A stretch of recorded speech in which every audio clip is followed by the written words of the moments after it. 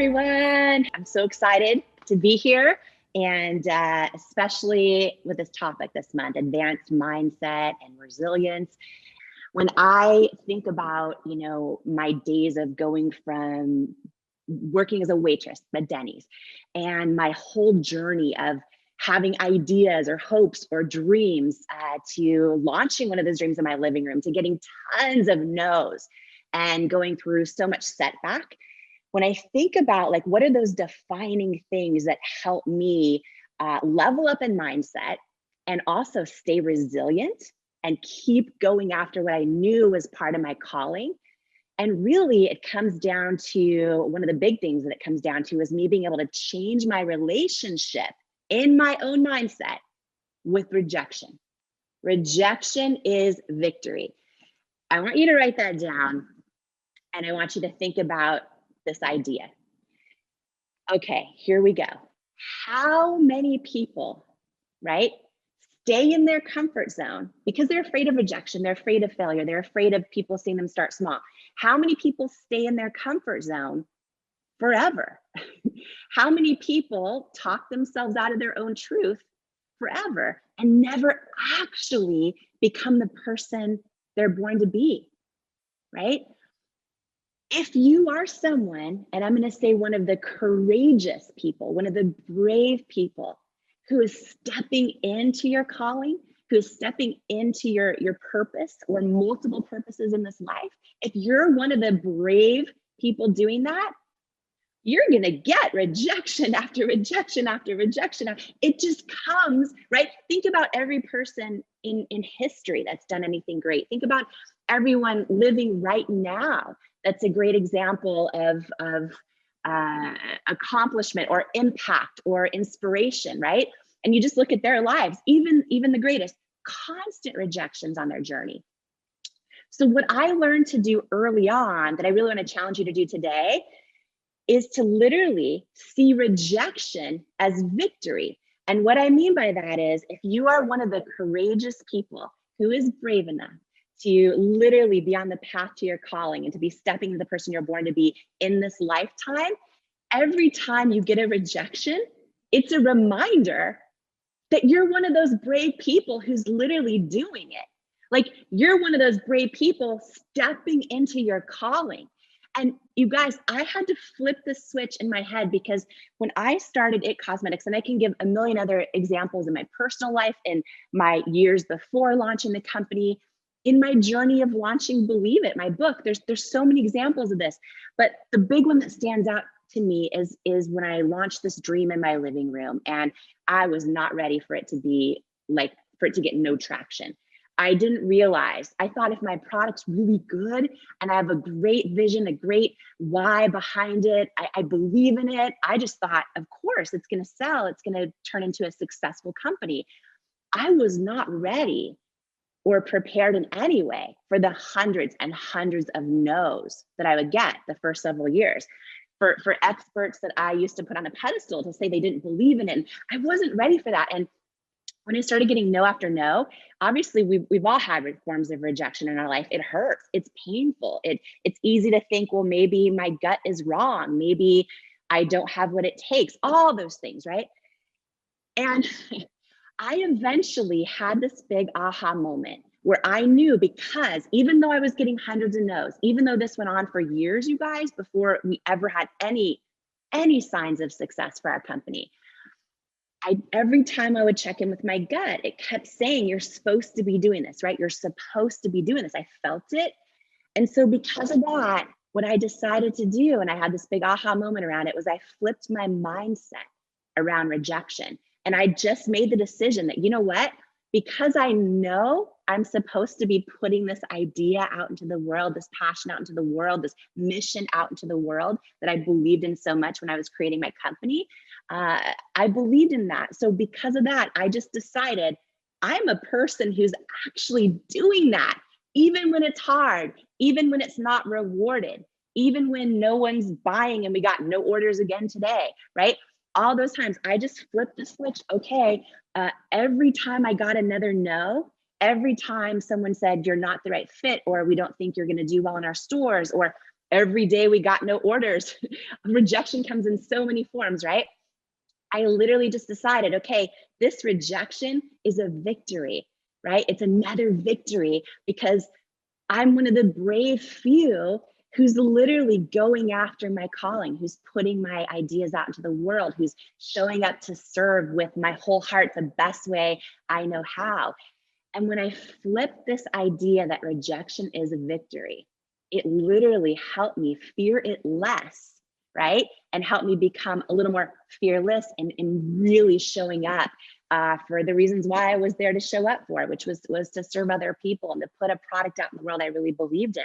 So if you, and imagine if you can flip, right? Because I know we're talking advanced mindset and resilience, and this is so simple, yet how many people do this, right? If you can flip in your head every time you get a no, every time you get a setback. Let's say you go post something today and no one likes it. like there's the simplest things that make us feel rejected. And sometimes we let those turn into self-doubt in our own head. I'm challenging you today to flip the switch. Rejection is a victory. Oh, someone just said no to you again. Oh, a client just left. Oh, whatever happened, right? Just literally flip it in your head as a reminder that you are one of the brave few who is courageous enough to be going after your calling in life.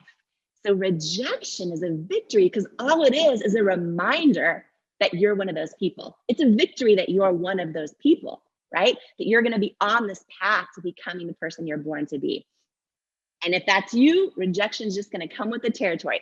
Anybody who puts out ideas or works or their heart, right? Anyone who does that, who's brave enough to do that, it comes with rejection. So rejection is victory. Resilience. If we've ever needed this conversation, it's probably right about now. People have really struggled to move through the dramatic changes we've all been experiencing, not just in the last year, but if you look at just the craziness of the last 5 years or the last 10 years, we've had technical disruptions, economic disruptions, pandemics. We've had, major political shifts around the world. Change is always accelerating. It's compounding each and every single year as the human body is being more connected to one another. It's an incredible challenge at the macro level to deal with all the changes that we face when sometimes it's scary, uncertain, discouraging, frustrating, when you witness hate, when you witness things that just don't vibe with your personal values or your socioeconomic beliefs or even your faith beliefs. All of that can really knock a person down. And resilience is that promise of the human spirit. The promise of the human spirit that it can rise through the most difficult times in life and recapture its sense of aliveness and connection and meaning and move forward with great faith and optimism. We know these things as we hear about resilience all the time. So today I'm hoping that I can provide a unique perspective on it from my vantage point. I think that a lot of resilience and our ability to do that is stymied or hampered or slowed down by the fact that we get hurt. We experience emotional pain, trauma, sadness, difficulty. And when we're in those days and nights where we feel that it's darkest, it's really hard to get up and go again. And it's not that most people lack mental strength or mental tenacity, which has become very popular in the last couple of years of like, oh, well, they're not mentally strong or resilient. It's like, oh, well, let's not forget the difficulties that people face in life. Because a big part of resilience is empathy. A big part of resilience is allowing ourselves to feel that. Allowing ourselves to feel those challenging days and those dark nights and those frustrating moments. Allowing ourselves to be like, oh yeah, it's all right if I'm not perfect. I'm struggling right now. Resilience always begins with acknowledgement of the difficulty, acknowledgement of the challenge, acknowledgement of the struggle of life, and acknowledgement of the inevitable hardships. Because picking yourself back up or remaining strong and optimistic through difficult times, that's super hard if we don't first and foremost allow ourselves to sense it, feel it, recognize it. And the issue is, when people do sense and feel and recognize it, unconsciously or unconsciously, they often make a mistake. To become resilient, we have to remember, and you're going to write this down, we have to remember that hurt and pain are indicator lights, not the wheel.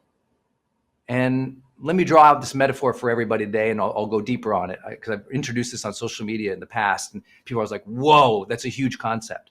And this idea is that when we're young or we're lacking awareness, or we haven't done our personal development and we're just going through the motions of life, a lot of our unconscious behavior becomes steering ourselves and driving ourselves through or away from pain and hurt.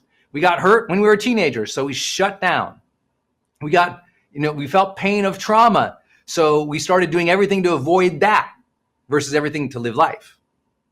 And so what I use this metaphor as hurt and pain are indicator lights, not the wheel. And that means, imagine you're driving your car, and as you're driving your car, you notice that some of the indicators aren't where you thought they would be. You don't drive the car forever based on one of those lights. You ever have a light go out in your car? Like I had in my car, and I had this indicator light that the parking brake was on, but it wasn't. The light always said the parking brake is on. I mean, I had a 1988 Nissan Sentra, it had like 3 different colors on it because I had wrecked it before. There's Bondo colors on it. It was like orange and red. And this light was always on. Well, I didn't stop because that light was on. I knew that light was important, but I could verify whether or not that thing had to stop my forward momentum or change my destination. And what most people do is, when they got hurt or they feel pain, they start gripping the wheel of life and steering only to avoid pain. It's kind of like if you're driving down a road and you steer only to avoid the potholes, you will definitely run off that road. There will be a greater accident, because what's more important in driving is that you have a vision of where you're going, and that the wheel, the person at the wheel, you are directing this vehicle of life where you want it to go, not just where you are afraid it might go, and not just away from pain, but rather towards your ultimate vision. And sometimes we lack resilience in life. We are not even conscious of it, because all we're actually doing is never recovering from those indicator lights, and we're driving by the indicator lights. Another example I gave this morning, I think on social media, was about, imagine you're a pilot of a plane and you're flying that plane to New York. And you know what? The indicator lights, they show problems. Well, you work to solve the problem of the indicator light, but just because it's windy or you're getting a lot of turbulence, it doesn't mean that when you're going to New York and you get this turbulence, you go, oh my gosh, this is just terrible. I better go where the turbulence isn't, and you end up in Philadelphia. No, you're going to New York. And that having vision for life, having a direction in mind, and being at firm control of the wheel is a important precept to everything we're going to talk about today in resilience and mindset. Meaning, if pain has a hold of that wheel, you're not going to be where you want to be in life. Consciousness, intention, awareness, mindfulness, spirit, soul, future, purpose, mission, whatever you call it, that's got to be at the wheel. When you got hurt and you were 15, that didn't need to dictate your next decade. You didn't need to drive your next decade of your life because of the hurt. You got divorced at 40. You don't need to be at 50 having just been reacting to that indicator light for a whole decade. What you got to go is, oh, okay, this thing happened. It hurt. I had to check in on myself. I had to make sure that I was okay. I had to take care of that problem or take care of myself, but that's not going to direct my map. That's not going to direct where I go. that's not going to make me steal. It's not going to steal my ability to steer my life. And a realization of resilience comes when often we realize, wow, I did pick myself up, but I went in the wrong direction. See, a lot of people actually have tremendous resilience and they never get credit for it. But it was the choices they made next that showed they didn't have ultimate resilience. Because you know what we learn in high performance habits? And I know you all know this, that first habit of highest performing people in the world, which remember, they are also the highest in well-being and positive relationships, was clarity. They had clarity about who they were, where they wanted to go. They had clarity about who they were and where they wanted to go. Think about that for a minute. They had clarity about who they were and where they wanted to go. It's a pretty powerful idea, right? That if I get hurt, or I feel pain, or I feel sadness, and I shut myself down, but I'm able to pick up and go through the week still, yeah, I picked myself up. But if I didn't ask, wait, okay, that wasn't what I expected. That did hurt. But what's it about now? Where do I want to go now? What is my vision? Without that, I'm here to tell you, it's extremely hard to be truly resilient. There's a difference between picking yourself up and getting back at the day and being resilient enough to course correct for what's true to you, to where you want to go. So to be resilient, we have to know in the future, you know what, next time I get discouraged, someone judges me, I get hurt, I'm sad. Next time I experience that, you know what I'm going to do? I'm going to remember that's an indicator I like to check in with myself. That's an indicator I like to check in, see what's meaningful, see what matters to me, and where I'm going to go now. What's the next right action of integrity for me now? What does my future hold for me now? Not to now grip the wheel and stay or live in the pain or the hurt or direct ourselves only from the pain and the hurt. Because what resilience is the ability no longer to direct ourselves from the discouragement, the hurt, or the pain. Now, I know this is kind of like an advanced idea in personal development here. And some people will always say, well, yeah, easy for you to say you didn't have this person break your heart, or you didn't have that happen at your job, or you didn't have this happen, in your business. I'm like, well, I probably did, or work with somebody who did. And if I didn't, the good news is 7 billion people on the planet, somebody did. If you keep thinking your hurt and pain is only yours, it only happens to you, then you feel even more isolated and less likely to enter the world again faithfully and confidently.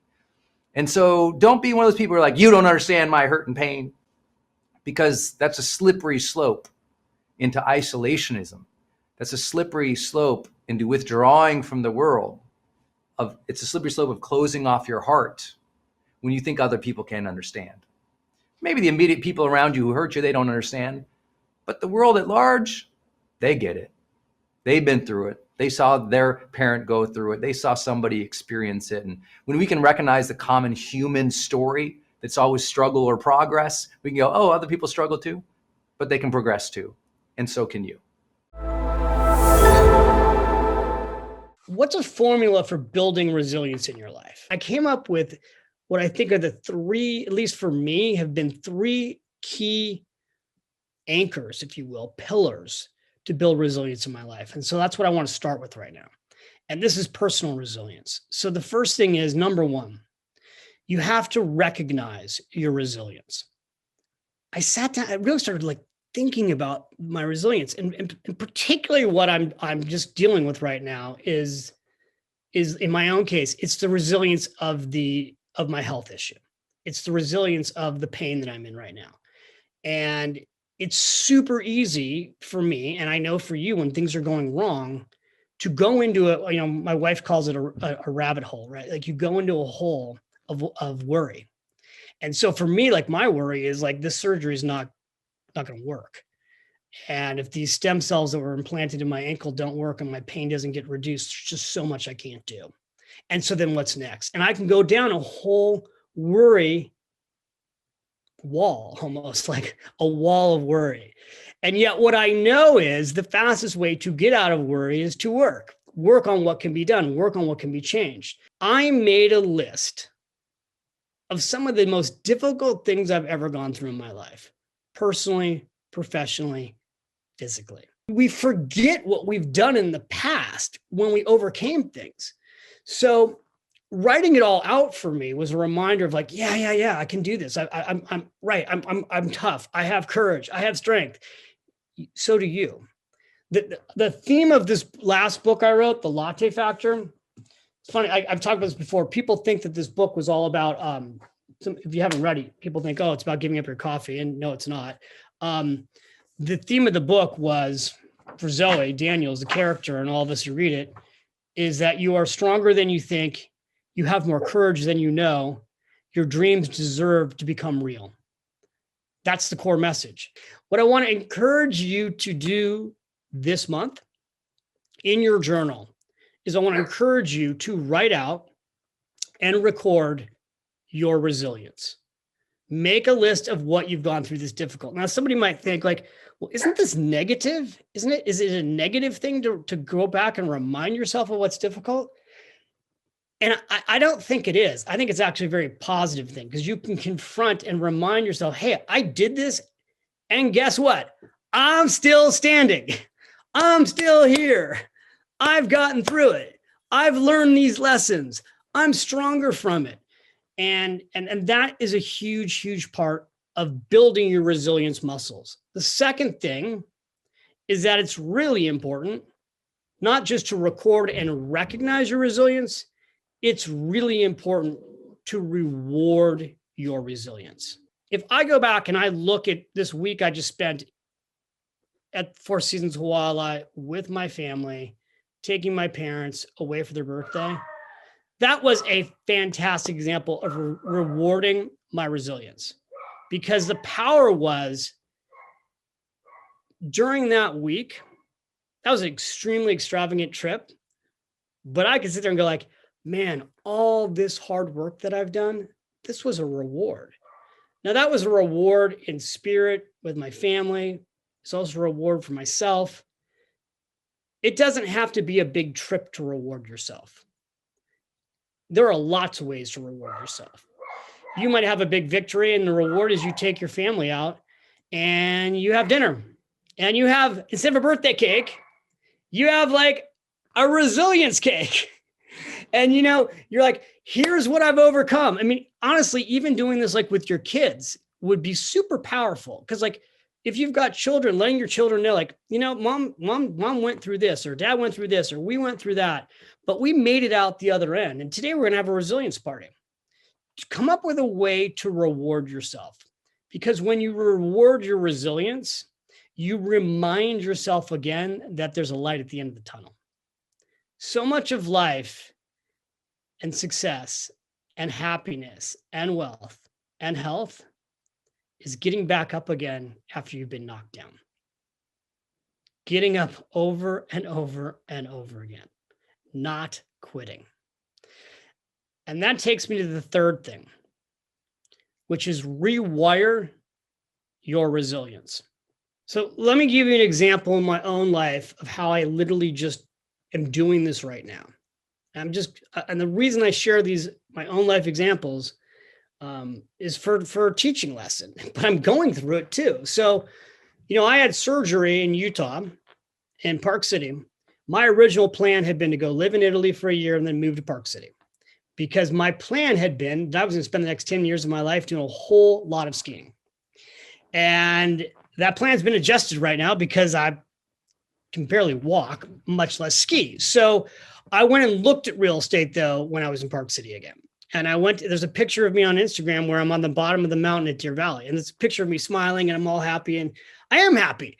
But I had a moment also at the bottom of the ski mountain where I had just looked at a piece of property And I had this super deep, sad ache in my heart where I literally was like, I can't buy a house here until I know I can ski.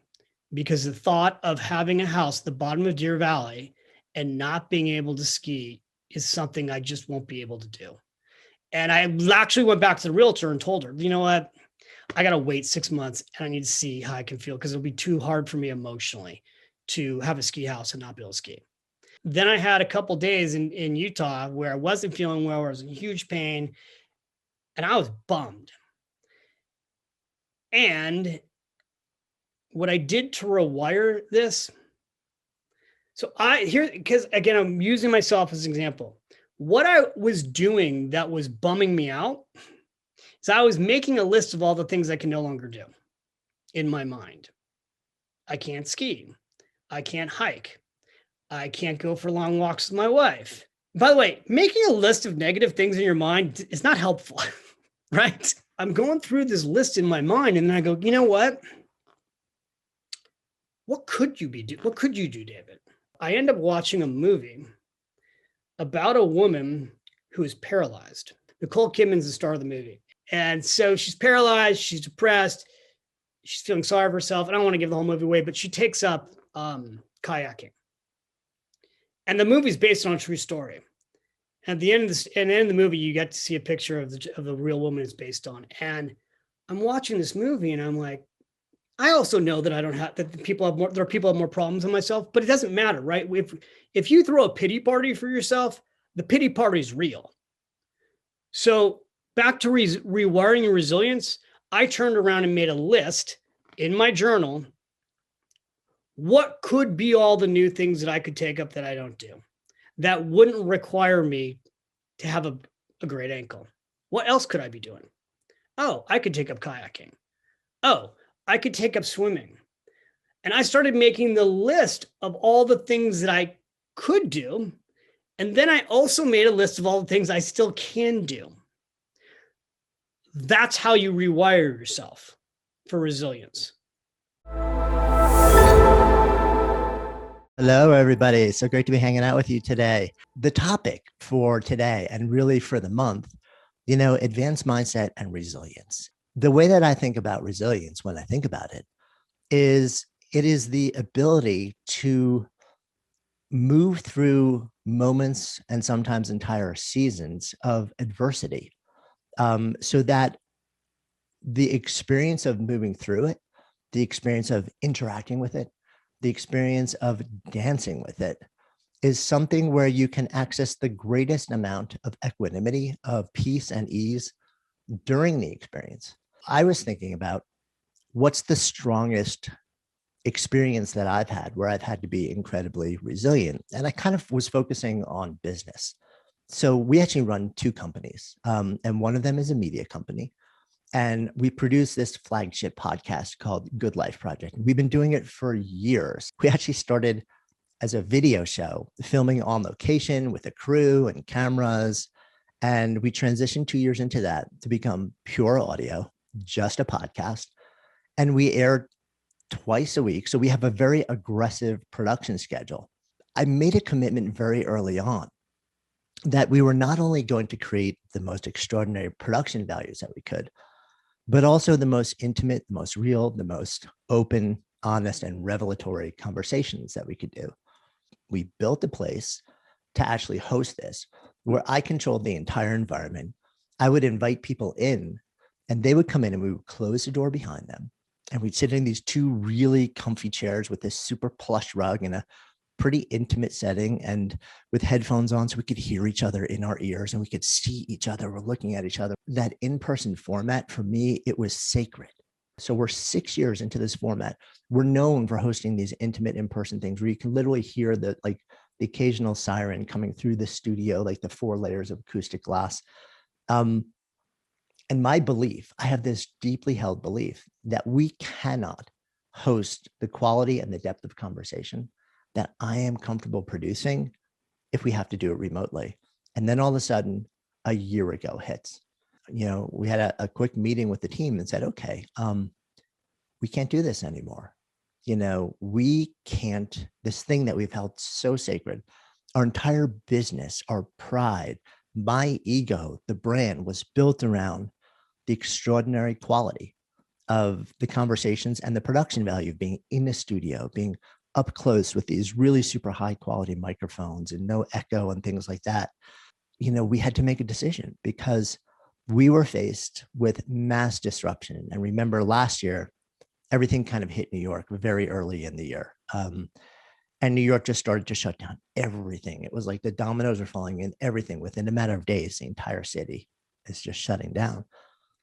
And we're thinking to ourselves, okay, so if we stick to this ethos, we're going to go on hiatus, or we're literally going to shut down the company and the community and the podcast. And we had other shows that we had started to work on developing as well. So the choice was, we didn't want this level of disruption. We didn't ask for it. We didn't see it coming. Nobody saw it coming. But here it is. This is adversity on the extreme level where it effectively had the potential to take out my entire business. But also, it made me kind of rethink, what are the assumptions? What are the assumptions that have gotten me to this place? And how can I change those assumptions? How can I respond to it? How can I see the possibility side of what's happening here and not just feel like I'm being pummeled all day, every day by the disruption, by the adversity? Because that's the heartbeat of resilience, is being able to see the other story in the face of adversity. So what we did was start to test, and we started to say, okay, so there's a certain amount of forgiveness in the world right now. We all know that we're doing the best that we can. Why don't we take this window of time? Let's experiment. How close can we get to what we were able to do in person in the studio? And what we found was we started testing all these different platforms, and we're like, sort of like the Goldilocks story, not quite, not quite, not quite. And then eventually we started to land on platforms for different things that were like, you know what? It's not the same as being in the studio, but it's good enough for now. So then we said, okay, how do we take this and try and make it even better? And we started to test a wide range of microphones that were shippable. And we started shipping microphones around to all of our guests. So if anybody didn't have the quality of recording equipment that we felt was important, we would literally buy it for them. And we still do that to this day. We realized that there was a lot that we could do in post-production. So we up-leveled our team. Our editor went into and trained to learn a lot more about post-production. We brought on a high-level sound engineer to fix all sorts of things. And that added a lot to the back end of what we're doing. But what we started to learn over time is that this assumption that I had about the only way that things are going to be okay is if we do it this way. When adversity dropped into my lap, when it sort of exploded into the world and into my world and my business, and I couldn't do it that way anymore. I literally, all the assumptions that I made and all the choices that were based on those assumptions were blown up. I could not keep making those choices. I can either shut it down and cave to adversity, or I can say, okay, so what is the possibility story here? How do we dance with this? How do we move through it? And what we start to realize is this now opens the entire universe to us. So now, if there's a guest in a different country, or if there's a guest across the country, or there's a guest in the Southern Hemisphere, we can now coordinate that. So all of a sudden, we're able to sit down with people who just never would have been able to be on the podcast and in conversation with me. What I discovered was, because so many people are actually doing it from their homes, that the home created its own sense of virtual intimacy or remote intimacy. They were intimate in their space. I was intimate in my space. And that intimacy, even if it was 1,000 miles apart, it bridged the chasm to create this sort of, virtual ethereal container of safety and sanctity. And that really surprised me. And now, as we sort of step into what I would consider, emerging our way slowly into a new season, now we're starting to actually think about, well, where do we go from here? when in fact it is safe to be back in a room, back in a studio together, are we going to automatically do that? And my honest answer right now, because we've been so convinced and so blown away and so surprised by dropping our assumptions, by simply kind of surrendering to the truth of the circumstance, and by actively seeking out the possibility story, and then trying to increase the volume of possibility as much as humanly possible, we've been really dramatically surprised, because there are some really powerful benefits to not doing it. So not only do I feel like we have sort of bounced back to the place that we were before, but I think we've balanced forward to a certain extent to increased possibility. We may very well end up doing a hybrid model where we film and we record and we do the audio in studio, and then a whole bunch of other things we do remotely, because now we know how to do that. And because now people we want to speak to and people who want to speak to us, we can bring ourselves together in the virtual space in a way that either never would have happened face to face, or it would have taken months or years to pull the whole thing off. So I think the meta idea, when I think about adversity and resilience, it's sort of like the key for me is really, it's the notion of what I call the possibility story, right? So, and I call it the law of possibility. Is this a proven law? No, but it sounds kind of fun. For every disruption, there is an equal and opposite possibility. So our job in moments of adversity is to ask the question, what is the possibility story? This can be your day for personal growth. This can be that day you committed to and you remember and you go, that was the day I got myself a community. I got better coaches. I committed to making my life the absolute best that I could. This is that day. Make today your growth day. Click the button on this page and sign up right now.